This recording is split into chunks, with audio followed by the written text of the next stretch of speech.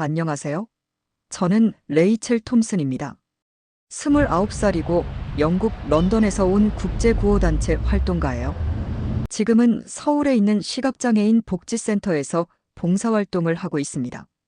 사실 처음 한국에 오게 된 건 우연이었어요.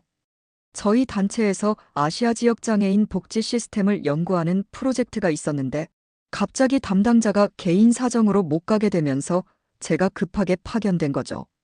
한국어는 물론 한마디도 못했고 한국 문화에 대해서도 K-파프과 김치 정도만 알고 있던 상황이었습니다. 인천공항에 도착했을 때의 첫 느낌은 정말 충격적이었어요. 런던보다 훨씬 현대적이고 깔끔한 시설들이 눈에 들어왔거든요. 지하철도 너무 복잡해 보였지만 동시에 체계적으로 정리되어 있다는 느낌을 받았습니다. 영어 안내방송이 나와서 다행이었지만 주변 사람들이 모두 빨리빨리 움직이는 모습에 저는 한참 뒤처져 있었어요. 복지센터에 첫 출근한 날은 정말 당황스러웠습니다. 영국에서는 모든 것이 매뉴얼대로 정해진 시간에 정해진 방식으로 진행되는데 이곳은 완전히 달랐거든요. 직원들이 시각장애인분들과 마치 가족처럼 편안하게 대화하시는 모습이 신기했어요. 영국에서는 전문적 거리를 유지하는 것이 원칙인데 여기서는 그런 경계가 거의 없는 것 같았습니다. 센터장님께서 저를 소개해 주실 때도 마찬가지였어요. 영국식으로 정중하게 인사를 드렸는데 모든 분들이 너무 따뜻하게 맞아주셔서 오히려 제가 어색해졌죠. 한 할머니께서는 제 손을 꼭 잡고 영어로 웰컴이라고 말씀해 주시기도 했어요. 그 순간 가슴이 뭉클했습니다. 첫 일주일은 정말 실수투성이었어요. 신발을 신고 들어가면 안 되는 곳에 들어갔다가 민망했고 언제 인사를 해야 하는지도 몰라서 어정쩡하게 서 있을 때가 많았습니다. 특히 식사 시간에는 젓가락 사용법도 서툴러서 직원분들이 도와주셔야 했어요. 제가 도우러 온 사람인데 오히려 도움을 받고 있는 상황이 부끄러웠습니다. 하지만 가장 놀라운 건 이곳 사람들의 마음이었어요. 제가 실수를 해도 웃으면서 이해해 주시고 천천히 알려주셨거든요. 영국에서라면 효율성을 위해 빨리 처리하려고 했을 텐데 여기서는 시간이 걸려도 함께 배워가는 과정을 소중하게 여기는 것 같았습니다. 센터에서 일하는 분들도 정말 인상적이었어요. 사회복지사 선생님들은 시각장애인분들 한 분 한 분의 성격과 필요사항을 모두 기억하고 계셨고 그에 맞는 개별적인 도움을 제공하고 계셨습니다. 이런 세심한 배려는 매뉴얼로는 만들어낼 수 없는 거라는 생각이 들었어요. 점심시간에 직원분들과 함께 밥을 먹으면서 한국 문화에 대해 많은 이야기를 들었습니다. 정이라는 개념이 특히 인상적이었어요. 영국에는 없는 독특한 감정이라는 느낌을 받았거든요. 서로를 가족처럼 챙기고 배려하는 마음, 그것이 바로 이 센터의 분위기를 만들어내는 원동력인 것 같았습니다. 첫 주가 끝날 무렵, 저는 여전히 많은 것들이 낯설었지만 조금씩 이곳의 방식에 적응해가고 있었어요. 무엇보다 사람들의 진심 어린 마음이 저에게 큰 감동을 주었습니다. 앞으로 이곳에서 어떤 경험을 하게 될지 궁금하고 기대가 되기 시작했습니다. 둘째 주 월요일, 센터에서 정말 특별한 만남이 있었어요. 아침 8시 반쯤 도착했는데 로비에서 하얀 개 한 마리가 조용히 앉아있는 모습을 봤습니다. 처음에는 그냥 누군가의 반려견이 잠깐 들른 줄 알았어요. 그런데 그 개의 자세가 뭔가 달랐습니다. 다른 개들처럼 두리번거리거나 꼬리를 흔들지 않고 마치 임무를 수행하고 있는 것처럼 단정하게 앉아 있었거든요. 털도 새하얗고 눈빛이 정말 맑았어요. 무엇보다 주변 상황을 놓치지 않고 세심하게 관찰하고 있다는 느낌을 받았습니다. 잠시 후 젊은 남성분이 나타났어요. 흰 지팡이를 들고 계신 걸 보고 시각장애인분이라는 걸 알 수 있었습니다. 그런데 놀라운 건 그 개가 지팡이보다 먼저 움직여서 계단이나 장애물을 미리 알려드리고 있다는 거였어요. 정말 자연스럽고 완벽한 호흡이었습니다. 센터장님께서 저를 소개해 주셨어요. 그분은 이민수라는 28살 청년이었고 개의 이름은 희망이라고 하셨습니다. 민수 씨는 정말 밝은 미소로 저를 맞아주셨어요. 영어도 어느 정도 하셔서 간단한 대화가 가능했죠. 민수 씨에게 희망이에 대해 물어봤을 때 그의 표정이 정말 따뜻해졌어요. 희망이는 3년 전 길에서 만났다고 하셨습니다. 당시 민수 씨가 실직으로 힘들어하고 있을 때 어느 날 집 앞에서 상처 입은 새끼 강아지를 발견했대요.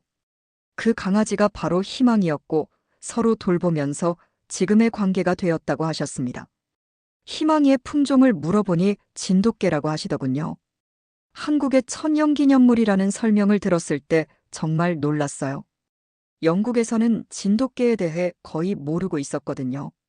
민수 씨는 진돗개의 특성에 대해 자세히 설명해 주셨습니다. 한 주인에게만 충성하고 똑똑하며 무엇보다 가족을 지키려는 본능이 강하다고 하셨어요. 그날 오전 내내 민수 씨와 희망이를 관찰할 기회가 있었어요. 센터에서 진행하는 프로그램에 참여하시는 모습을 봤는데 희망이의 행동이 정말 놀라웠습니다. 민수 씨가 자리에서 일어나기 전에 미리 일어나서 주변을 확인하고 다른 사람이 가까이 오면 조용히 민수 씨에게 알려주더라고요. 점심시간에 함께 식당에 갔을 때는 더욱 감동적이었어요. 희망이는 민수 씨의 발밑에 조용히 엎드려 있으면서도 계속해서 주변 상황을 파악하고 있었습니다.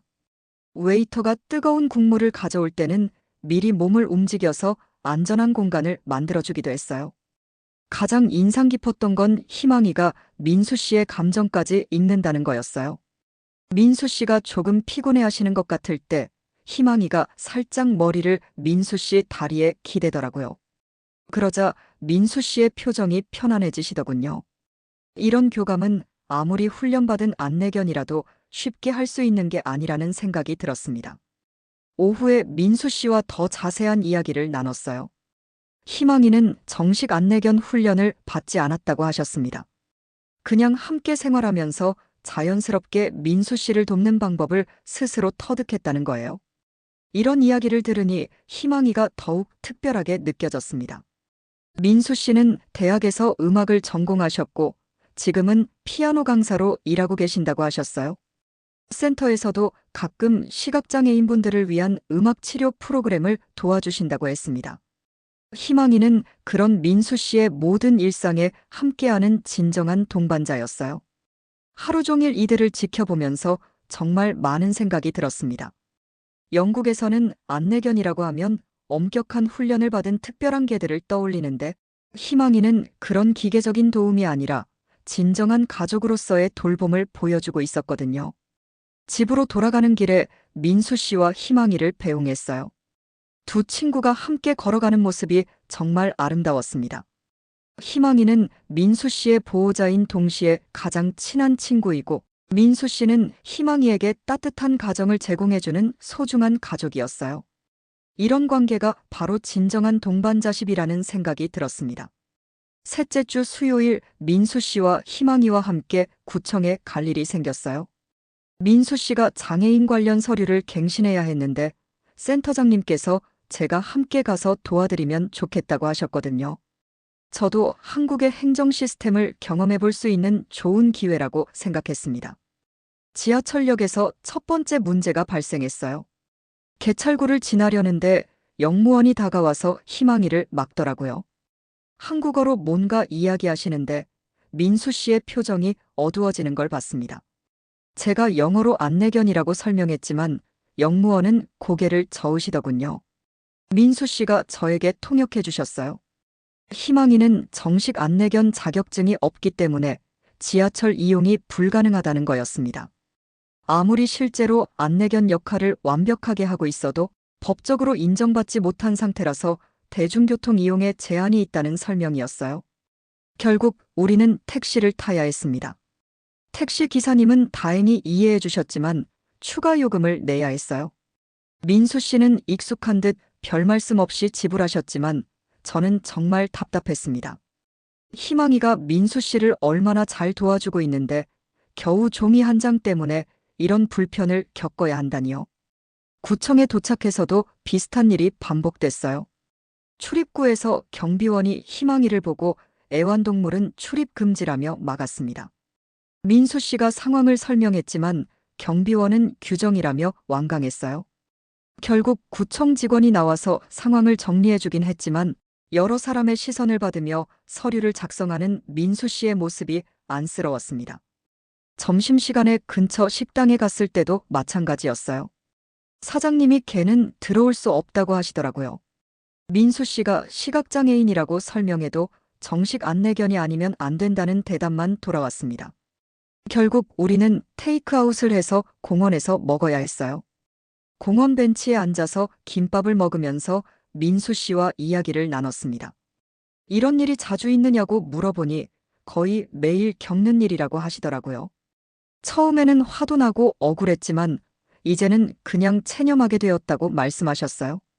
민수 씨는 희망이를 정식 안내견으로 등록하려고 여러 번 시도해봤다고 하셨습니다. 하지만 안내견 협회에서는 정해진 훈련 과정을 거치지 않은 개는 인정할 수 없다고 했대요. 그 훈련 과정은 몇 년이 걸리고 비용도 엄청나게 많이 든다고 했습니다. 게다가 희망이는 이미 성견이고 민수 씨와의 유대관계도 완전히 형성된 상태예요. 새로 다른 안내견을 받는다는 것도 현실적이지 않다는 거죠. 민수 씨는 희망이 없이는 일상생활이 불가능하다고 하셨습니다. 오후에 다시 센터로 돌아와서 다른 직원분들과 이 문제에 대해 이야기했어요. 안타깝게도 민수 씨 같은 경우가 한두 건이 아니라고 하시더라고요. 정식 안내견을 분양받기까지는 몇 년씩 기다려야 하는데 그 사이에 가족처럼 지내던 개와 헤어져야 하는 상황도 있다고 했습니다. 저는 이런 현실이 정말 이해되지 않았어요. 영국에서도 물론 안내견에 대한 규정이 있지만 실질적으로 도움을 주고 있다면 어느 정도 융통성을 발휘하거든요.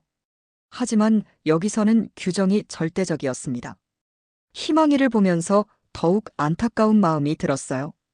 이 똑똑하고 충성스러운 개가 민수 씨를 얼마나 완벽하게 도와주고 있는데 단지 서류상의 문제 때문에 계속 차별받아야 한다니요. 희망이는 아무것도 모른 채 꼬리를 흔들며 민수 씨 곁에 앉아 있었습니다.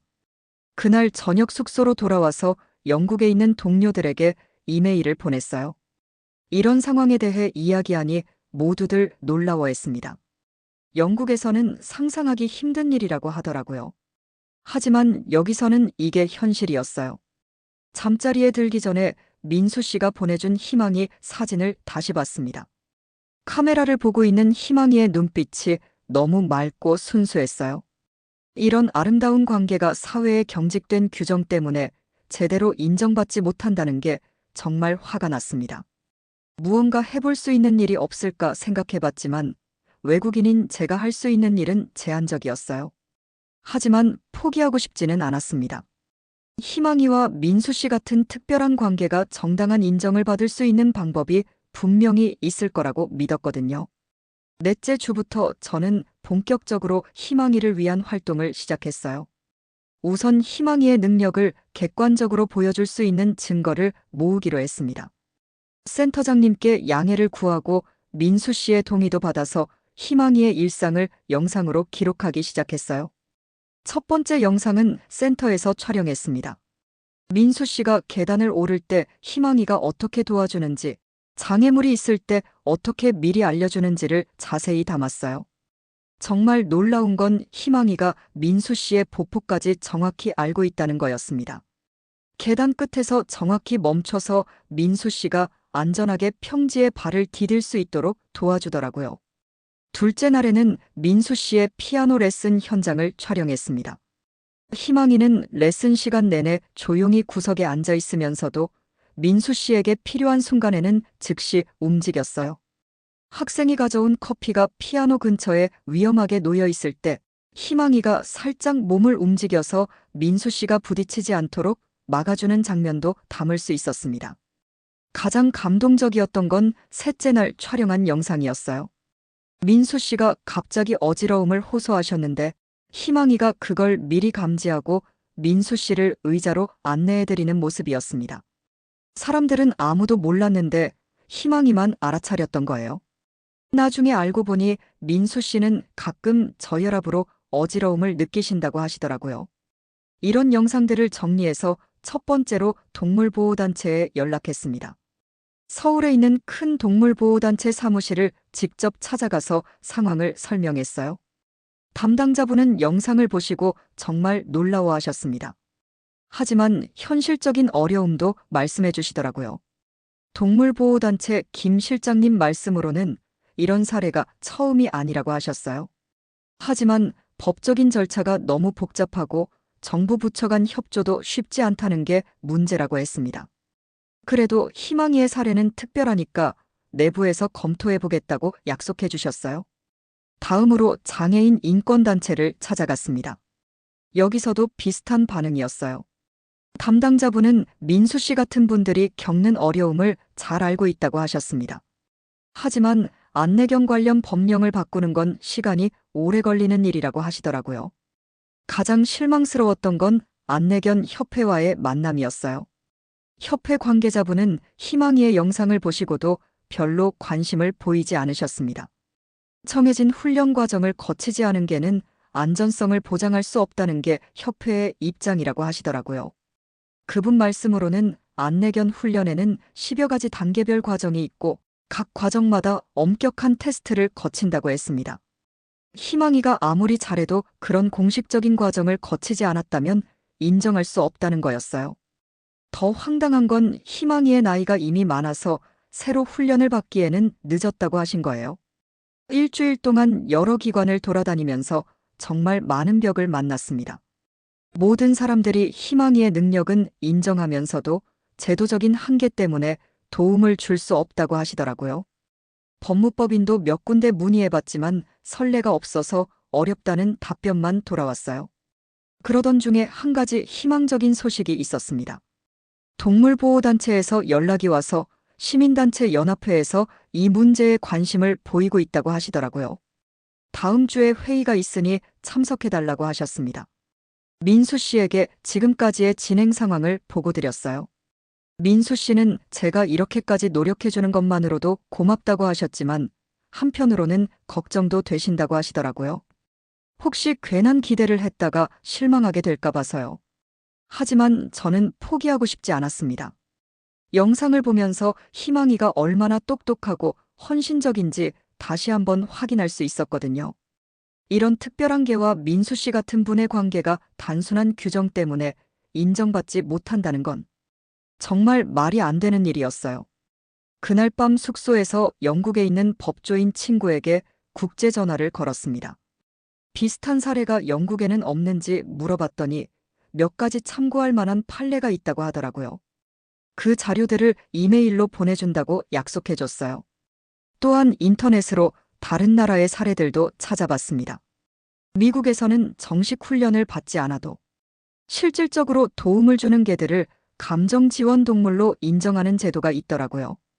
독일에서도 비슷한 사례가 있었고요. 이런 자료들을 정리하면서 조금씩 희망이 보이기 시작했어요. 물론 쉬운 일은 아니겠지만 전 세계적으로 이런 변화의 흐름이 있다는 걸 확인할 수 있었거든요. 희망이와 민수 씨의 사례가 한국에서도 그런 변화의 시작점이 될 수 있다고 생각했습니다. 다섯째 주 화요일, 센터에서 정말 놀라운 일이 일어났어요. 그날은 새로 오신 시각장애인 분의 첫 센터 방문 날이었습니다. 70대 박 할아버지셨는데 몇 개월 전 갑작스럽게 시력을 잃으셔서 아직 적응이 많이 어려우신 상태였어요. 박 할아버지는 센터의 모든 것이 낯설어서 많이 긴장하고 계셨습니다. 직원분들이 친절하게 안내해드렸지만 계속 어디에 무엇이 있는지 물어보시고 조심스럽게 움직이셨어요. 특히 화장실에 가실 때는 벽을 짚어가며 정말 천천히 움직이셨습니다. 점심시간 직후에 사건이 발생했어요. 박 할아버지께서 화장실에서 나오시다가 계단 근처에서 방향을 잃으셨습니다. 센터 구조가 복잡해서 처음 오신 분들은 종종 길을 헤매시거든요. 할아버지는 손으로 벽을 더듬으며 계단인지 모르고 내려가려고 하셨어요. 그 순간 희망이가 갑자기 일어났습니다. 평소에는 민수 씨 곁에서만 움직이는데 이때는 달랐어요. 희망이는 빠르게 박 할아버지께 다가가서 조용히 앞을 막았습니다. 그리고 살짝 몸을 밀어서 할아버지가 계단에서 멀어지도록 유도했어요. 박 할아버지는 처음에 놀라셨지만 희망이가 위험을 알려준다는 걸 직감적으로 아신 것 같았어요. 희망이는 할아버지를 안전한 복도 중앙으로 안내한 다음 민수 씨에게 돌아와서 조용히 짖었습니다. 마치 도움이 필요한 사람이 있다고 알려주는 것 같았어요. 민수 씨가 상황을 파악하고 박 할아버지께 다가가서 도움을 드렸습니다. 할아버지는 정말 고마워하시면서 희망이의 머리를 쓰다듬어 주셨어요. 그때 희망이의 표정이 정말 뿌듯해 보였습니다. 자신이 좋은 일을 했다는 걸 아는 것 같았거든요. 그 일이 있은 후 박 할아버지는 희망이를 정말 좋아하게 되셨어요. 센터에 오실 때마다 희망이를 찾으시고 간식도 챙겨 오셨습니다.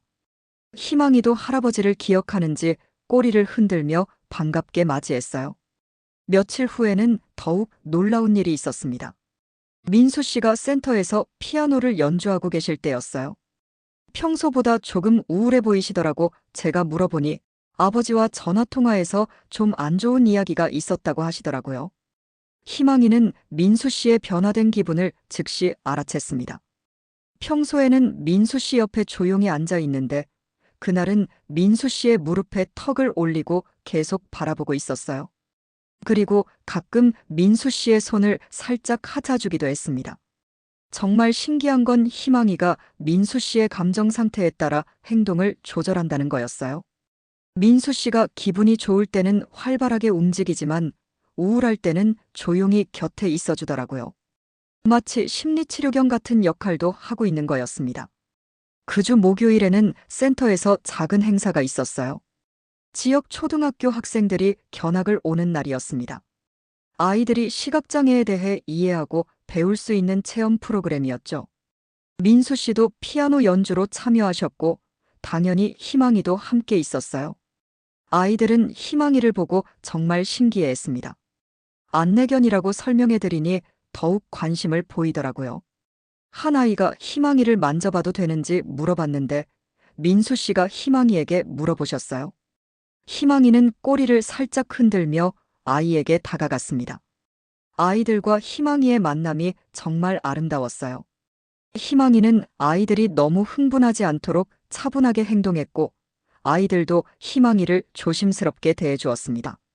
한 아이는 희망이가 정말 똑똑하다며 나중에 자기도 이런 개를 키우고 싶다고 했어요. 그런데 행사 중간에 작은 사고가 있었습니다. 한 아이가 뛰어다니다가 테이블 모서리에 머리를 부딪힐 뻔한 순간이 있었어요. 그때 희망이가 재빠르게 그 아이 앞을 막아서 사고를 예방했습니다. 아이는 희망이 덕분에 다치지 않았어요. 선생님들도 희망이의 행동에 정말 놀라워하셨습니다. 자신의 주인이 아닌 다른 사람들, 심지어 어린아이들까지 보호하려고 한다는 게 정말 특별하다고 하시더라고요. 그날 이후로 그 학교에서는 희망이 이야기가 유명해졌다고 들었어요. 주말에는 민수 씨 댁에 초대받아서 갔습니다. 희망이가 집에서는 어떻게 지내는지 궁금했거든요. 집에서의 희망이는 더욱 놀라웠어요. 민수 씨가 요리할 때는 발밑에서 위험한 것들을 미리 치워주고 민수 씨가 잠들면 침실 문 앞에서 지키고 있었어요. 가장 감동적이었던 건 민수 씨가 샤워하실 때였어요. 희망이는 화장실 문 앞에서 기다리고 있다가 만약 민수 씨가 넘어지거나 위험한 상황이 생기면 즉시 도움을 요청할 수 있도록 준비하고 있었습니다. 이런 세심한 배려는 정말 가족이 아니면 할 수 없는 일이라고 생각했어요. 그날 밤 집으로 돌아와서 희망이에 대한 새로운 영상들을 정리했습니다. 희망이는 단순히 길 안내만 하는 게 아니라 민수 씨의 감정적 지지자이자 안전관리자이며 심지어 다른 사람들까지 보호하는 진정한 동반자였어요. 이런 모습들을 보면서 희망이를 꼭 공식적으로 인정받게 해주고 싶다는 마음이 더욱 강해졌습니다. 6째 주가 되면서 현실의 벽은 더욱 높게 느껴졌어요. 시민단체 연합회 회의에 참석했는데 결과는 실망스러웠습니다. 여러 단체 대표분들이 모여서 희망이의 사례를 검토해 주셨지만 결론은 시간이 더 필요하다는 거였어요. 회의에서 나온 이야기들을 들어보니 정말 복잡한 문제였습니다. 안내견 관련 법령을 바꾸려면 국회에서 법안을 발의해야 하는데 그러려면 더 많은 사례와 연구 자료가 필요하다는 거였어요. 한두 건의 사례만으로는 법 개정을 추진하기 어렵다고 하시더라고요. 더 큰 문제는 기존 안내견 협회와 훈련소들의 반대였습니다. 그분들 입장에서는 오랜 시간 구축해온 시스템을 흔드는 일이니까 쉽게 동의할 수 없다는 거였어요. 안전성과 전문성을 이유로 들면서 정식 훈련 과정의 필요성을 계속 강조하셨습니다. 법무법인에서도 비슷한 답변이 돌아왔어요. 변호사님 말씀으로는 개인이 소송을 제기할 수는 있지만 승소 가능성이 낮다고 하시더라고요. 판례도 없고 현행법상으로는 안내견 협회의 입장이 더 설득력이 있다는 설명이었습니다. 언론 쪽에도 문의해봤지만 반응이 시원치 않았어요. 한 방송사 PD님은 흥미로운 이야기지만 사회적 이슈로 만들기에는 아직 임팩트가 부족하다고 하시더라고요. 더 극적인 사건이나 변화가 있어야 뉴스 가치가 생긴다는 말씀이었습니다. 가장 힘들었던 건 정치인들의 반응이었어요. 몇몇 국회의원실에 연락해봤지만 대부분 관심을 보이지 않으셨습니다. 표가 되지 않는 소수의 문제라고 생각하시는 것 같았어요. 한 보좌관은 아예 이런 개인적인 문제로 국회의원을 귀찮게 하지 말라고 하시기까지 했습니다. 6주째가 되니 정말 지쳤어요. 매일 전화를 걸고 이메일을 보내고 직접 찾아다녔지만 돌아오는 건 정중한 거절뿐이었습니다. 희망이의 영상을 보여줘도 감동은 하시지만 실질적인 도움으로 이어지지는 않았어요. 민수 씨도 제 상황을 걱정해 주셨어요. 어느 날 센터에서 만났을 때 민수 씨가 조심스럽게 말씀하시더라고요. 저 때문에 제가 너무 스트레스 받는 것 같다고, 이제 그만해도 된다고 하셨습니다. 민수 씨 말씀으로는 지금까지 충분히 노력해줬고 그것만으로도 정말 고맙다고 하셨어요. 희망이와 자신의 문제 때문에 외국에서 온 저까지 이렇게 힘들어하는 게 미안하다고 하시더라고요. 차라리 현실을 받아들이고 조용히 지내는 게 나을 것 같다고 말씀하셨습니다. 그날 밤 정말 많은 생각을 했어요. 민수 씨 말이 맞는 것 같았습니다. 제가 아무리 노력해도 바뀌지 않는 현실 앞에서 무력감만 느끼고 있었거든요. 게다가 영국에서 제 본래 업무도 기다리고 있었고 한국에서의 일정도 얼마 남지 않았어요. 센터 동료들도 제 상황을 이해해 주셨어요. 센터장님은 제가 보여준 열정과 노력이 정말 소중했다고 말씀해 주셨습니다. 비록 즉각적인 변화는 없었지만 이런 관심과 노력들이 모여서 언젠가는 변화를 만들어낼 거라고 위로해 주셨어요.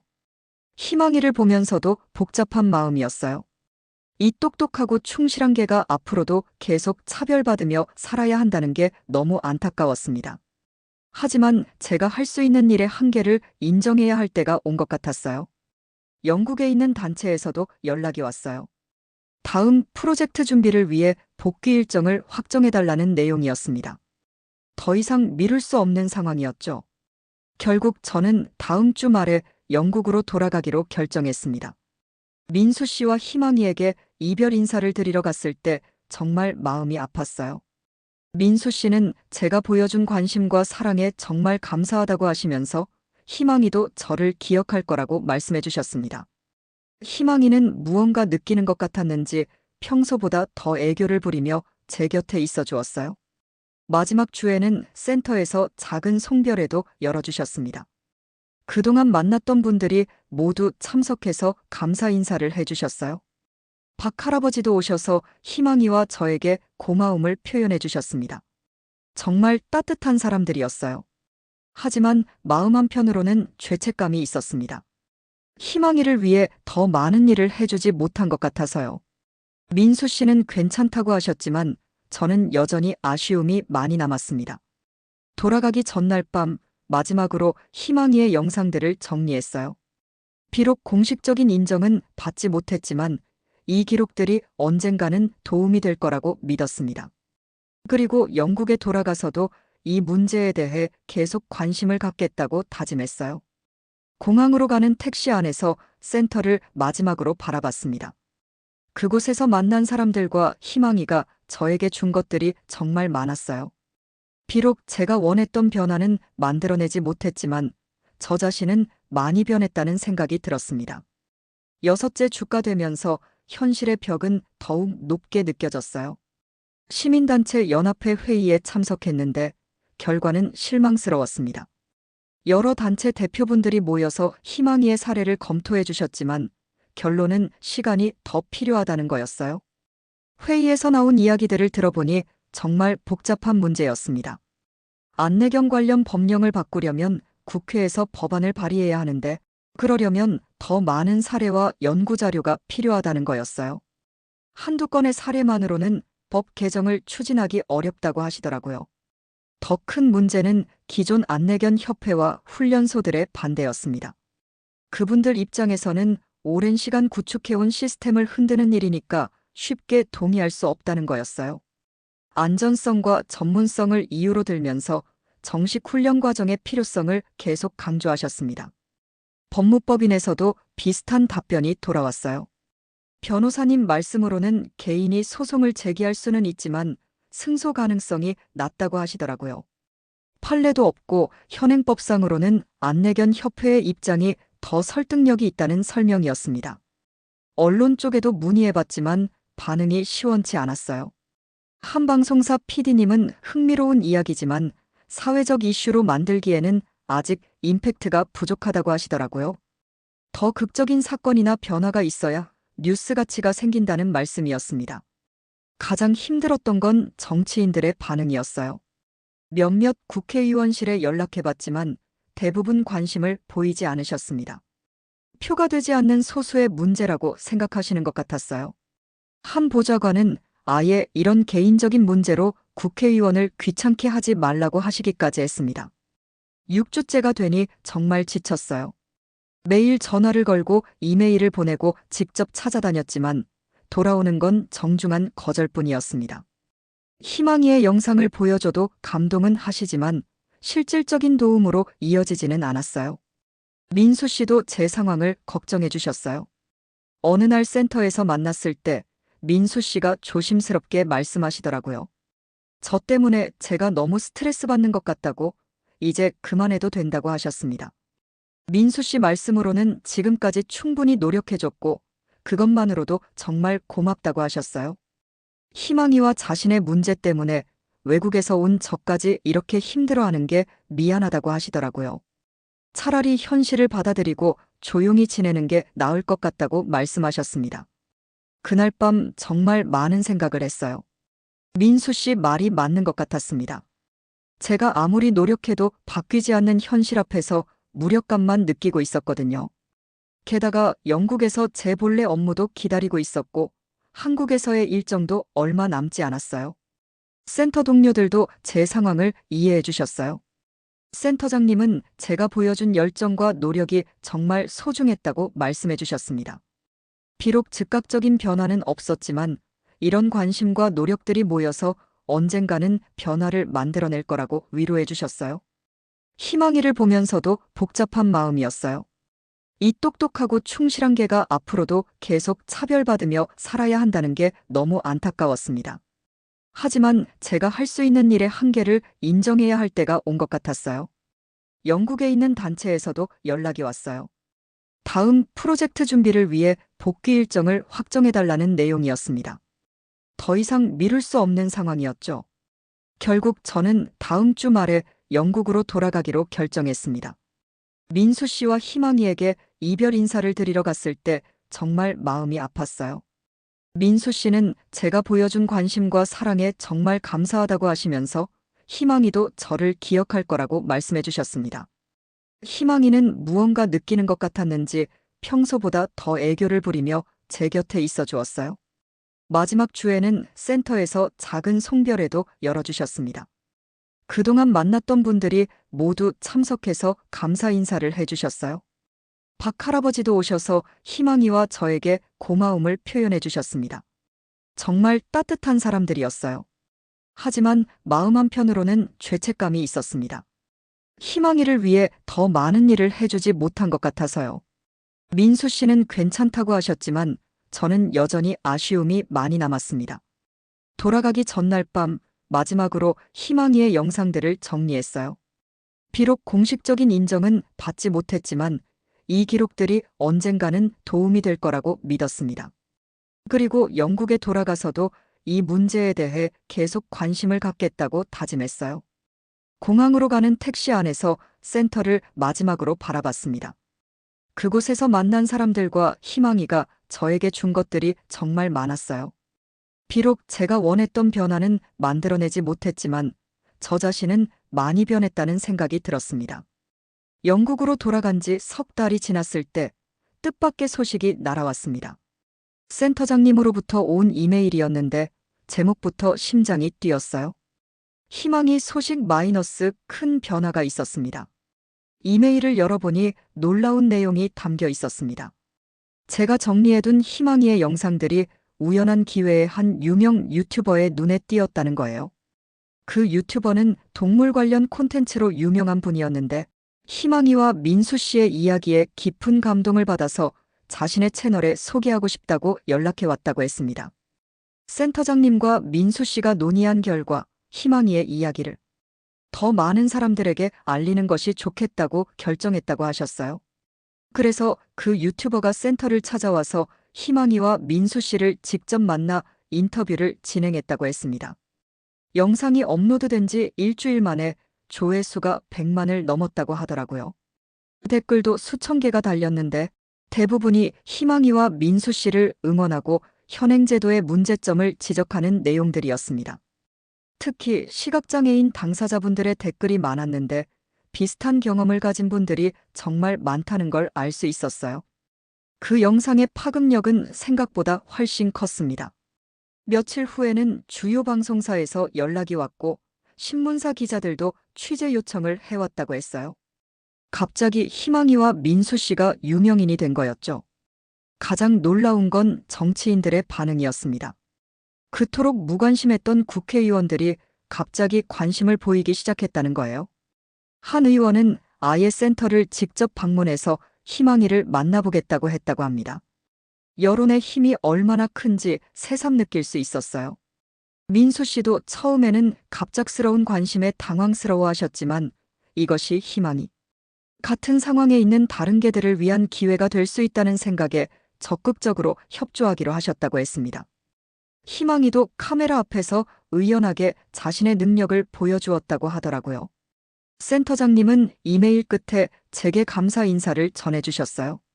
제가 정리해둔 영상 자료들이 없었다면 이런 일이 불가능했을 거라고 하시면서 제 노력이 드디어 결실을 맺기 시작했다고 말씀해 주셨습니다.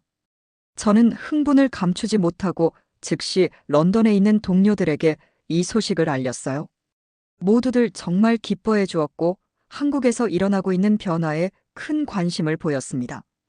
특히 우리 단체의 아시아 담당 디렉터는 이런 사례가 다른 아시아 국가들에도 좋은 영향을 줄 수 있을 거라고 말씀하셨어요. 다음 날 아침 민수 씨로부터 직접 전화가 왔습니다. 한국어와 영어를 섞어가며 상황을 설명해 주시는데 목소리에서 설렘과 긴장이 동시에 느껴졌어요. 안내견 협회에서도 연락이 왔다고 하시더라고요. 여론의 압박 때문인지 희망이의 사례를 재검토해 보겠다는 입장을 밝혔다는 거였습니다. 더욱 놀라운 소식은 국회에서 관련 법안에 대한 논의가 시작되었다는 거였어요. 한 의원이 동반자 동물 인정에 관한 법률안이라는 이름으로 발의를 준비하고 있다고 했습니다. 이 법안이 통과되면 희망이 같은 경우도 공식적으로 인정받을 수 있게 된다는 거였죠.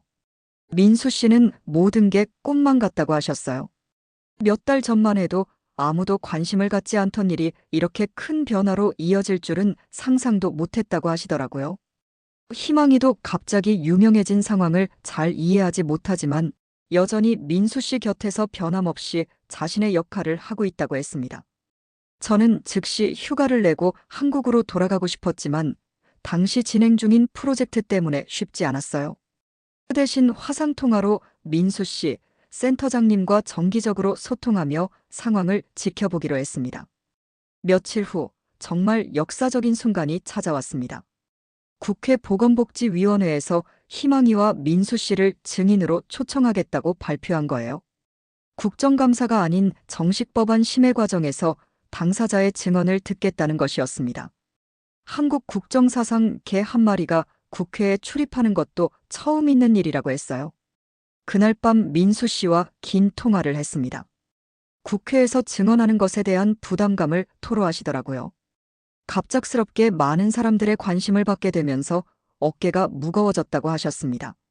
하지만 동시에 희망이 같은 상황에 있는 다른 개들과 시각장애인분들을 위해서라도 최선을 다하겠다는 의지도 보여주셨어요. 국회 증언 날이 드디어 왔습니다. 저는 결국 급하게 휴가를 내고 한국으로 날아갔어요. 이런 역사적인 순간을 놓칠 수는 없었거든요. 인천공항에 도착했을 때의 기분은 몇 달 전 떠날 때와는 완전히 달랐습니다. 그때는 실패감과 아쉬움이 컸는데 이번에는 기대와 설렘으로 가득했어요. 센터에서 민수 씨와 희망이를 다시 만났을 때 정말 반가웠습니다. 희망이는 저를 기억하는지 꼬리를 흔들며 달려와서 반겨주었어요. 민수 씨도 정말 기뻐하시면서 그동안의 상황을 자세히 설명해 주셨습니다. 국회 출입에 대한 준비 과정도 정말 복잡했다고 하더라고요. 희망이가 국회 건물에 들어가는 것 자체가 전례 없는 일이라서 여러 부서에서 협의가 필요했다고 했습니다. 다행히 국회의장실에서 특별 허가를 내주어서 가능하게 되었다고 했어요. 증언 전날 밤, 우리는 함께 국회 근처를 산책했습니다. 희망이는 내일 있을 일을 모르지만 평소와 다름없이 민수 씨를 세심하게 도와주고 있었어요. 그 모습을 보면서 내일 국회의원들이 희망이의 진정한 가치를 알아봐 주기를 간절히 바랐습니다.